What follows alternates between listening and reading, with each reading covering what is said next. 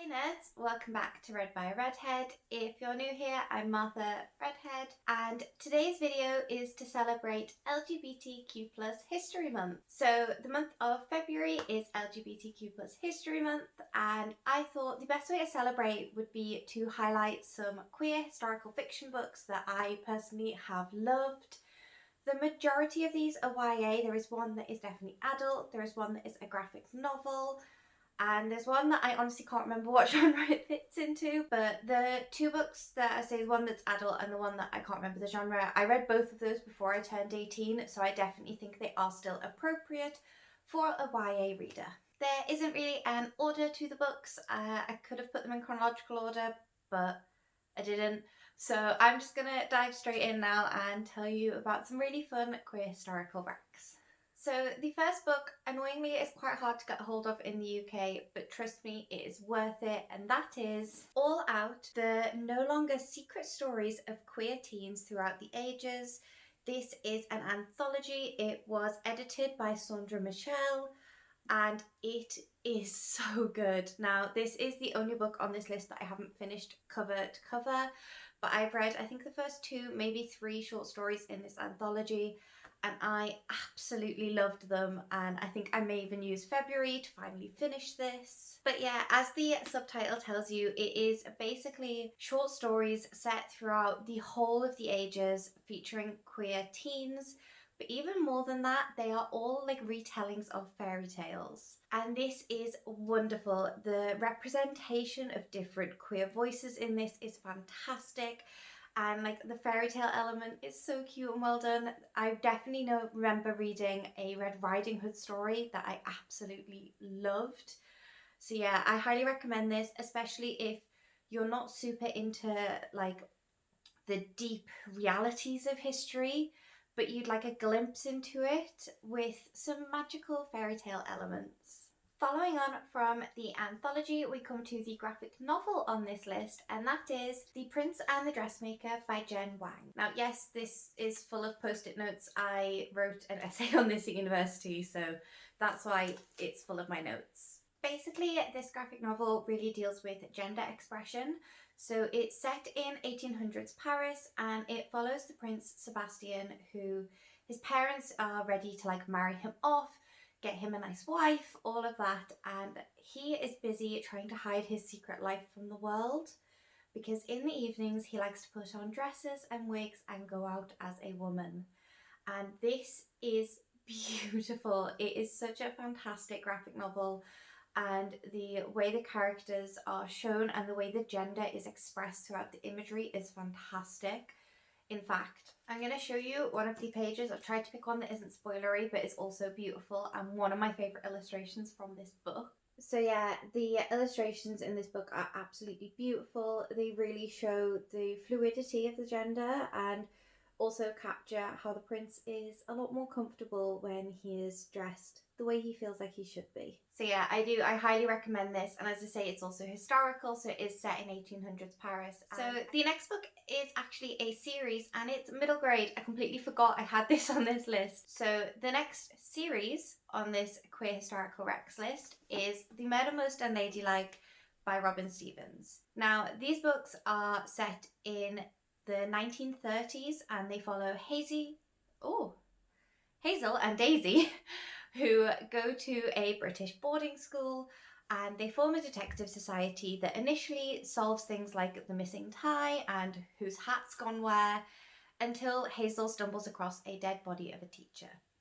Now, these books are fantastic. They are very, very well beloved, but something that I don't think is as publicised as it should be is that they are queer, and they're middle grade queer, and they're done so beautifully. Now, it isn't on paper really emphasised until later in the series, so I have got my copy of Death Set Sail here. I don't own the whole series, otherwise I'd show you like exactly which books are queer, but basically this is the series here. And Death in the Spotlight is when one of the characters initially comes out as queer, and this is addressed in the book, then in Top Marks for Murder, and then it is emphasised in Death Set Sail, which is the final book in the series. And I really loved the way this series handled this character's queer identity. It was so well done, and it was so honest for the age as well. Like, these are young girls. They aren't teenagers, you know, they're not looking to get who they fancy into bed. You know what? They're nervous about holding their hand and possibly kissing them. And I thought it was so beautifully done and so natural. And actually, when you know that this character is going to come out, you can see elements of it in the earlier books, and I think Robin Stevens really excellently wove it through the story and made it part of who the character is. Following on from one series with historical queer representation, we come to another one. So the next two books on this list are The Gentleman's Guide to Vice and Virtue and The Lady's Guide to Petticoats and Piracy by Mackenzi Lee. So Kate wasn't damaged. So this series starts with Gentleman's Guide to Vice and Virtue, and this is set in the 1700s. And then Lady's Guide is the sequel. There is like a little novella which fits in between, and then after Lady's Guide there is going to be a third book that isn't due out until later 2021. And I don't know yet whether the main character on that falls under the LGBTQ plus spectrum. But for the first book, we follow Monty, who, like, I'm not gonna lie, this guy on the cover, I'm really sad when I learned he was a made-up fictional image because he's beautiful. But Monty, who is a bisexual, and also he is in love with his best friend, who is queer. It's never, as far as I can tell, on paper confirmed whether Percy is bi or gay, but regardless, it does feature a main male-male relationship, and Monty's bisexuality, personally, I think is really, really well executed and really made me feel recognised. Following from that, and also there are glimpses of it in the first book, the second book, Lady's Guide, follows Felicity, and Felicity is aromantic and asexual. Now this for me was huge. Seeing our ace rep in books, YA books, any books, is rare enough as it is, but to see them in a historical fiction YA, I just thought was brilliant. And again, it was excellently done, and because there were glimpses of it in Gentleman's Guide, it felt really natural and it just was part of the character of Felicity. I also really like both of these books because they address the historical issues surrounding queerness. You know, Monty got kicked out of Eton for being caught with another boy. The main couple in this aren't able to be an outright couple in society in England because they would be criminals. They would be against the law. And then following that, you have Felicity, who, as a woman brought up in high society in England, is expected to marry and have children, and she doesn't want that. It's not even just that she doesn't want that life. She is aromantic, she's asexual. She could not give less shits about that. And I really, really admire these books for how they cope with that and balance the history with the adventure and everything else going on. Just realised I hadn't really explained the premise of Gentleman's Guide, so I won't explain Lady's Guide because, as I say, it's a sequel. But the first book follows Monty, who is the heir to an estate, and after being kicked out of Eton, he is allowed to go on one last jaunt across Europe. It's called his Grand Tour, and he leaves for his Grand Tour with his sister Felicity and his best friend Percy, who he's also in love with. And they leave for Europe and a lot of stuff happens, like a lot. But yeah, Monty, I just love. He is definitely a chaotic bi, like textbook definition chaotic bi, who really can't cope with his own emotions.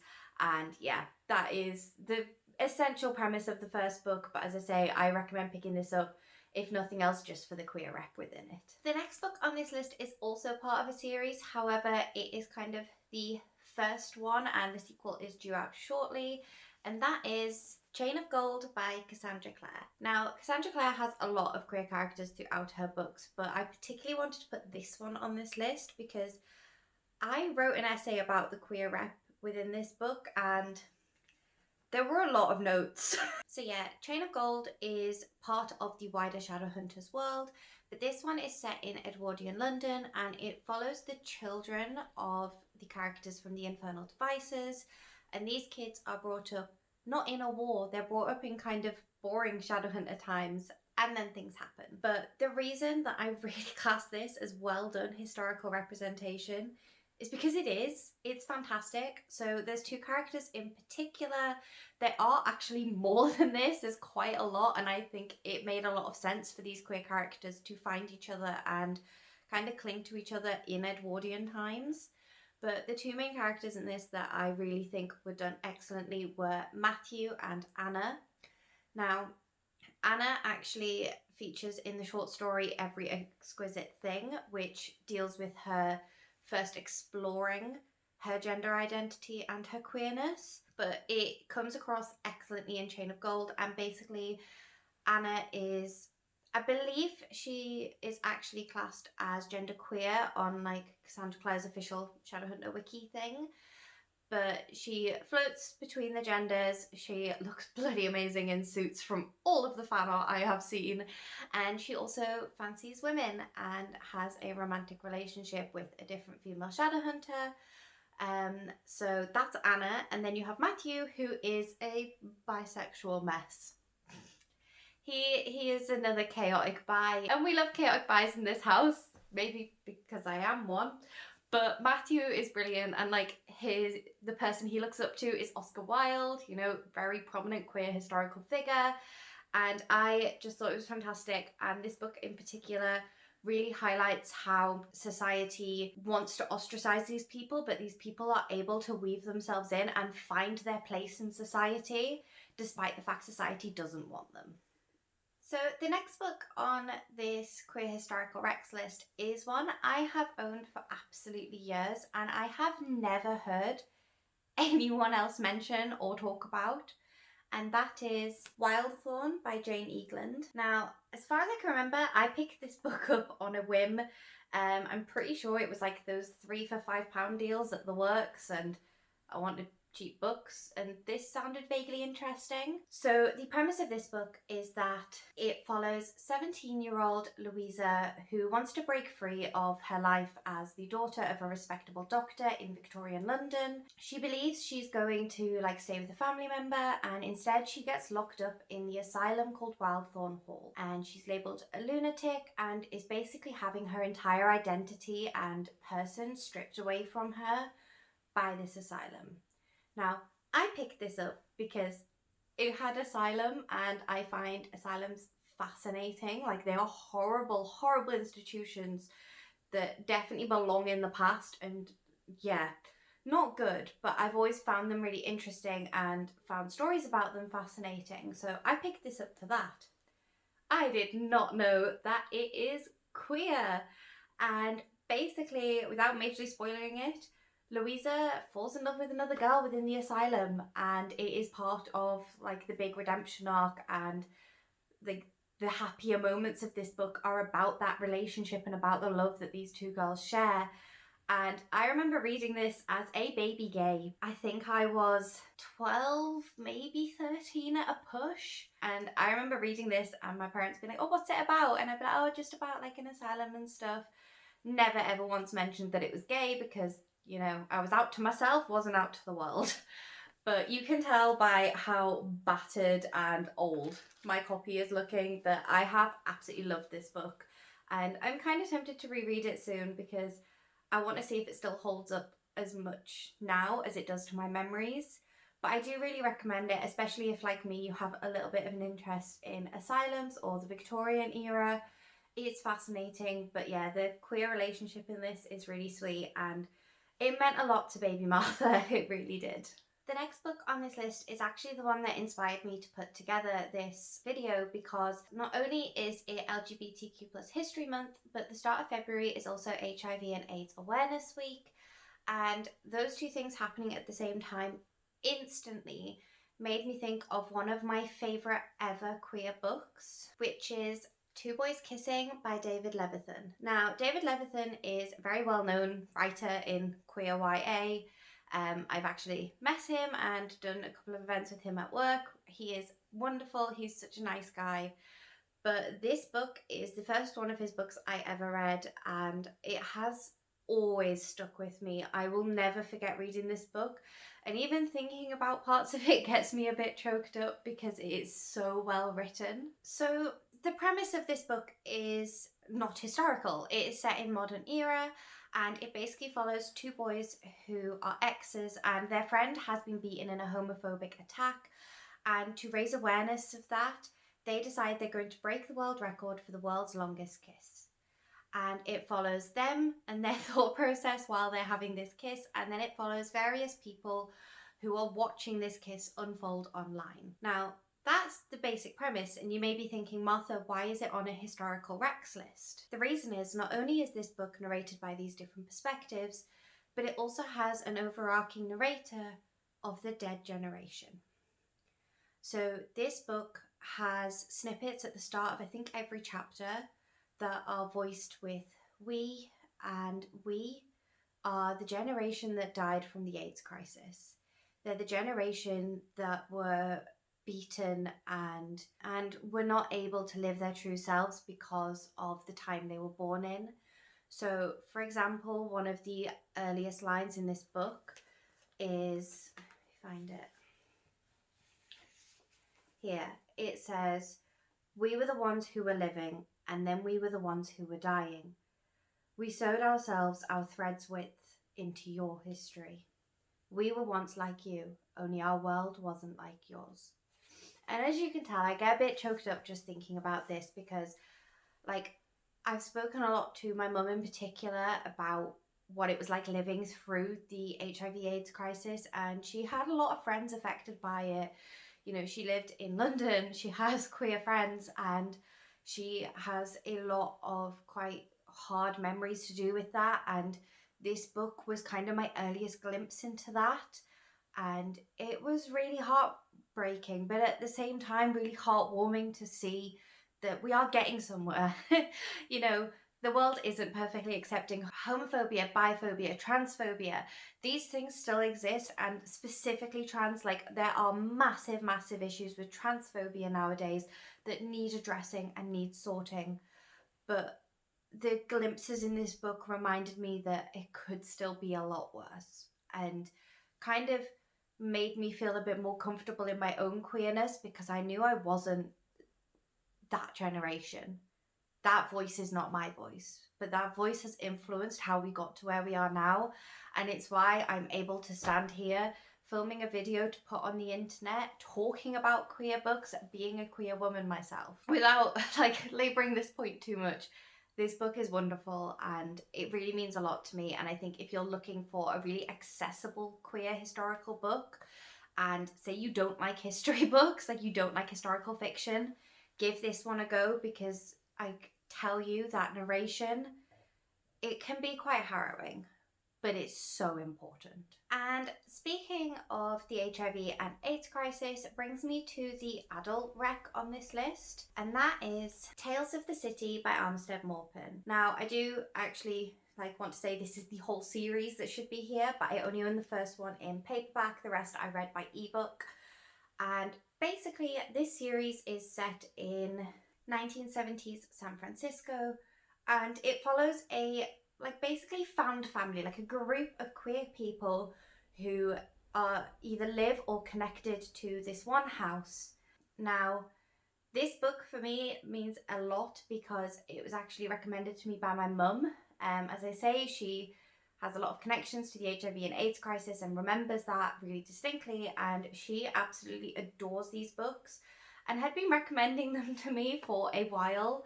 I finally picked them up when I was either 17 or 18 and read the entire series in one summer.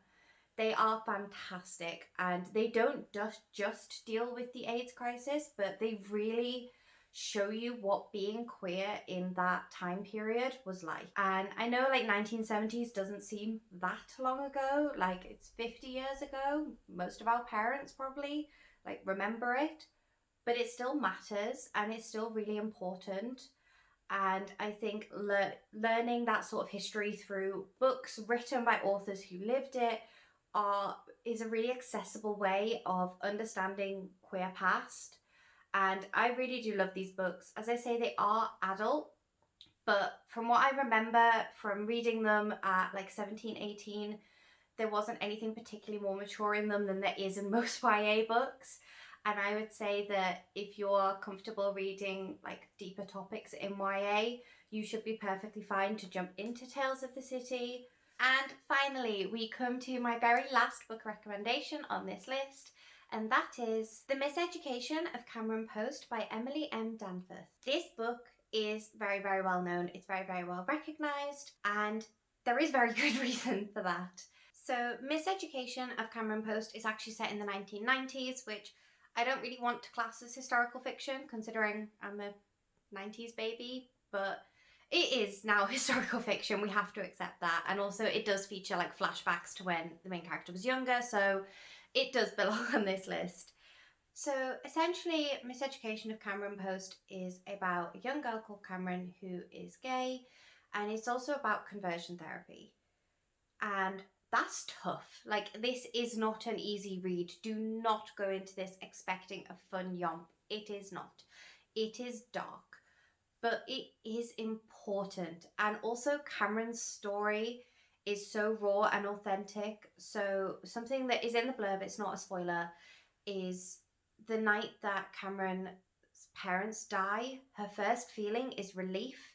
Relief that they'll never know that just a couple of hours earlier she was kissing another girl. Like, those levels and complexity of emotion are done so well in this book.